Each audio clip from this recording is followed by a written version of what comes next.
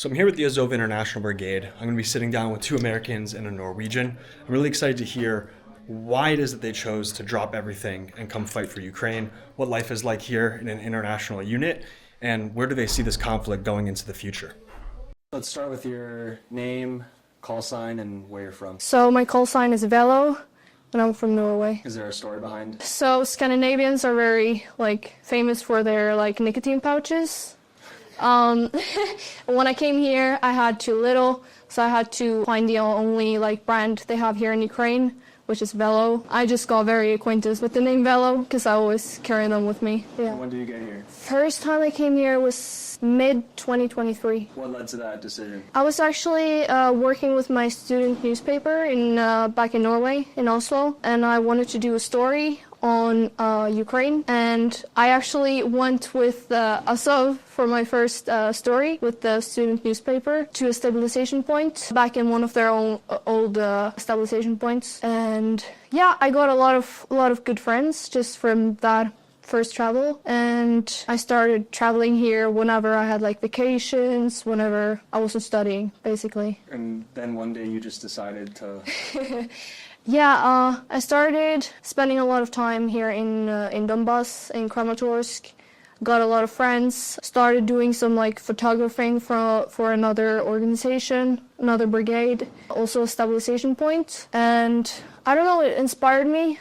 I saw the work they were doing, how happy the soldiers were with the treatment they got, just the impact it had on everyone. And I decided, yeah, I want to make a difference like that too. I did some courses and eventually I ended up here. And what's your role? Now I'm a medic. Can you tell us about the extent of what you're able to treat? So we work something called callsign. We also have medivac. So we have the frontline, where we have combat medics working on the line with casualties, trying to stabilize them as soon as possible. There might be something called a CCP, a casualty collection point, where there's another medic also close to the line, where, especially in Azov's case, they're able to really stabilize them, because Azov is working a lot with blood transfusions in field. They've dropped blood from drones, which is very, very cool. Before a case evac, often an armored vehicle will then come in, pick them up and bring them back to another ambulance or to a stabilization point. And then there's a whole chain after that of bringing to hospitals, etc. Do you think people back home understand what this war is about? I think for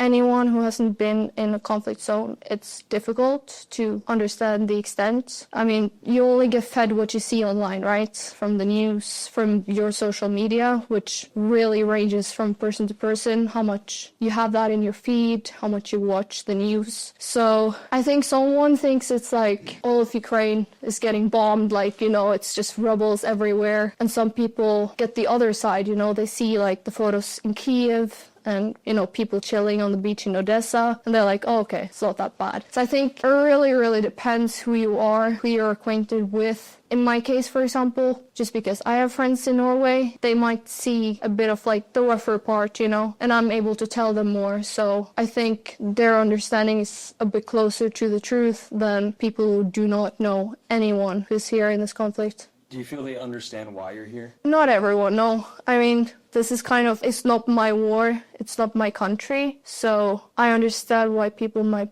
question it and not understand it fully. For me, I understand it fully. It's just sometimes difficult to explain why, because it's an active war zone. People lose their lives. Looking at the people here, spending this much time here, seeing all the families who's losing their homes, their children, their parents, their siblings, their husbands, their wives. I really understand why I'm here, and this could have been me, it could have been my family. It could have been me not having a choice, me having to flee the war, having to have my dad, my family drafted into the war. I'm just one person, but my wish is that this never spreads anywhere. We can stop this here. We can control it so that none of my family has to go through what every single family in Ukraine is going through. How has your perspective matured in the sense that why you came here might be different than why you're staying? Seeing the average day in the life of people here, getting to know people, their stories, it really changed things. It just makes sense now. What's the end game here? We'll have to see. I mean, I'm not leaving, that's for sure. I'm staying here with the rest of my team. Hopefully we can end this soon. Ukraine can get back their occupied territories is, of course, the ideal dream. And yeah, I mean, we have very highly motivated people here. It's making it very easy to stay. It makes it very easy to keep on working every single day. We have incredible people all over here. This battalion is it's a very fun bunch of people, and I'm very comfortable here. Can I ask? Yeah. It's a real question, but a guy should never ask a woman his age, but how I'm 22. You're 22, and your first introduction was in high school. Yes. You made a very... College, sorry. College. You made a very grown-up decision to come here. Yeah, I also used to travel a bit to the Middle East, like Lebanon, Iraq, West Bank, Jordan, all of that, just for a general interest in these like war-torn countries. And first time in Ukraine was scary. I mean, like my side of like media and what I saw was, of course, a bit more brutal. It wasn't like the beaches in Odessa and, partying in Kiev. It was kind of a big step. That's why I waited a bit. I got my experience traveling in the Middle East, traveling on my own. And when I felt, ready and confident, I came here. You said earlier, like, making a small difference. I think your comrades, your colleagues would say you're making a huge difference. What advice would you give someone your age trying to make a difference? You obviously pulled the trigger and come. Pull the trigger. Yeah, I think it's healthy. I'm not saying it's healthy going into a war zone, but challenging your limits and traveling. Like, I would recommend anyone to travel as much as they can when they're young. Like, I had a very busy schedule when I was in college, but I did make the time to travel. It made me very independent. It taught me a lot. I met a lot of incredible people, and I wouldn't change that for anything. And what would be the biggest takeaway you would want people in the West and say America or Europe about this war? If you had to tell them one thing that they should know about this. Keep on supporting. Please spend that extra 10 minutes at night reading up on the conflict here. What's going on. I understand that it's a lot with, multiple conflicts going on at the same time. I'm not saying choose one. I'm just saying we cannot afford to only focus on one war. It doesn't work that way. We have multiple wars, and I think it's important for everyone to understand at least the basics of each and every major conflict. Don't forget Ukraine. You said before that it's fun here. I say